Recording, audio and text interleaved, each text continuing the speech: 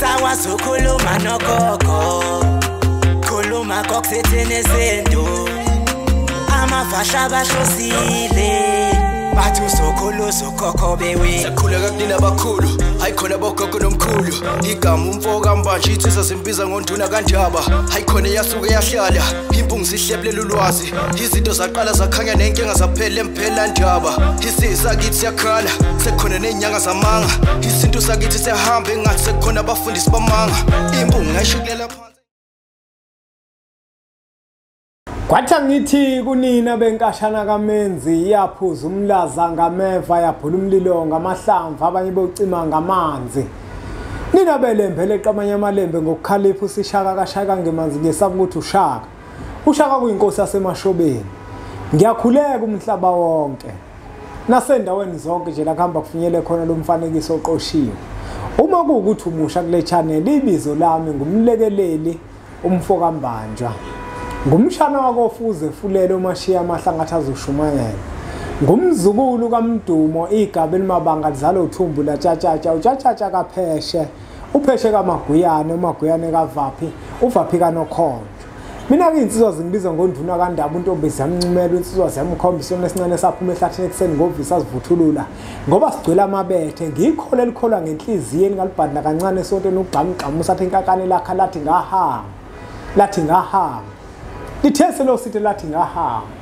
Ngumjabulelo kumamatheka komngakhe ngoba njalo memamatheka kuthi faca. Uhlala kuyintokozo ke kumina mbukelo wempunga yesintu ukuthi ngifike kwi-channel ethu enkulu ngizonisikela kwelinonile. Angixolise babukela ukuthi imfanekiso eqoshiwe singayikhiphi siyimpunga yesintu. Impunga yesintu kuyibe matasa bafowethu. Umsebenzi wamakhehla ngapha, umsebenzi wamlekeleli ngapha. Bengiba nje umsebenzi wamlekeleli. Ya bafowethu. Kodwa ke impunga yesintu isikhona bafowethu izosika kwelinonile. La ngikhona ngikeThekwini kwaZulu Natal. Ngilapha enkabeni yaliTheku ngiku-West Walk e-4th floor office number 420 eMphelandaba esigodlweni sempunga yesintu. Siselapho kwamanje. Okwamanje siselapho. Ikhona la siqopha khona imfanekiso eqoshiwe le oyibonayo. Ikhona futhi la abantu bethola khona ukuphila. Emphelandaba kuyaphilwa. Mawungene khona kuthi musu ukuphuma. Mawungene emphelandaba kuvele ukuthi lala ungasagoduki. Ngoba emphelandaba kuyaphilwa. Ufike wamukeleke ngezandla ezihlanzekile nezandla ezimhlophe. Wamukelwe ngothando nangenhlonipho. Iyona into eyenza ukuthi abantu abaningi abangena emphelandaba kube nzima ukuthi baphume ngoba emphelandaba kuyaphilwa. Abake bangena emphelandaba bazokutshela ukuthi uma ungena emphelandaba awuthukwa ngenhlamba kodwa uyahlonishwa ngoba umuntu ukufika kwakhe emphelandaba hayi ngoba naku isilima awusona isilima.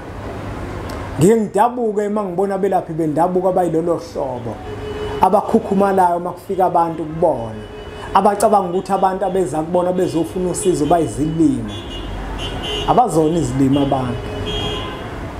Umelaphi wendabuko kofika mina ngelinye ilanga kukhona usizo engizolifuna.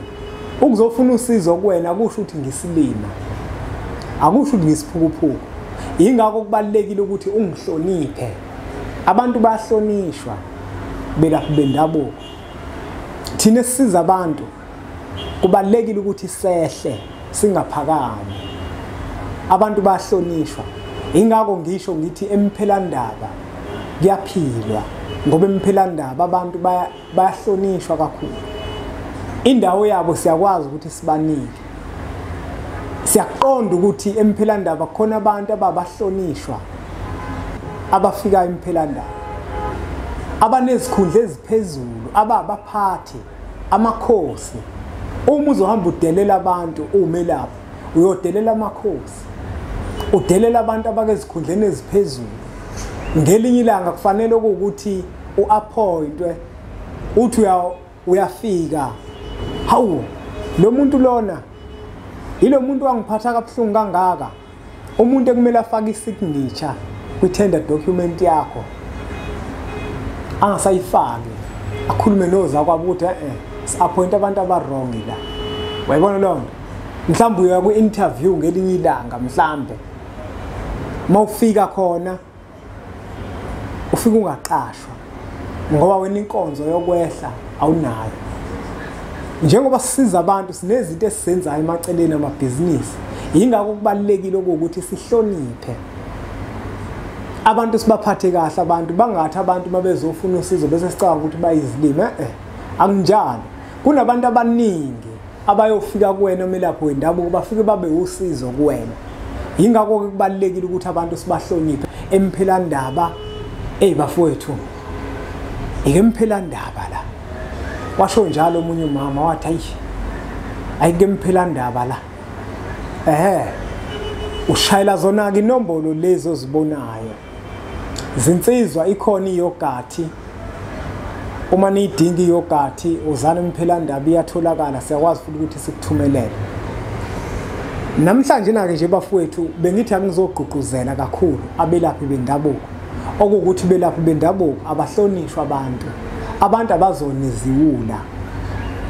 abazonizula abantu. Ukufika kwabo kuwena bezofuna usizo akusho ukuthi bayizilima. Cha. Iloko nje bafowethu bengizokusho ukuthi asibahloniphe abantu, sibanakekele abantu, sibaphathe kahle abantu. Ayikho into ebaluleke njengokubahlonipha abantu nokubaphatha kahle abantu, ngoba uzakhela wena igama. Kodwa mongabahloniphi abantu uzibulala wena futhi, uyokhala ngokuthi uthakathiwe, kanti umuntu oyisitha uwena uqobo, ngoba inhlonipho awunayo kubantu. Kubalulekile-ke bafowethu ukuthi thina sisebenza abantu inhlonipho sibe nayo kubantu, ukuze abantu bezokwazi ukuthi basizakale ngeqiniso, abantu bakwazi ukuthi bajabule ngathi kulungile. Bekuyiloko nje ebengizokudlulisa. Asiyithatheke imfanekiso eqoshiwe sidlulisele kwabanye abantu, ngoba nakubona izoba usizo olukhulu. Bese sithi nje impunga nga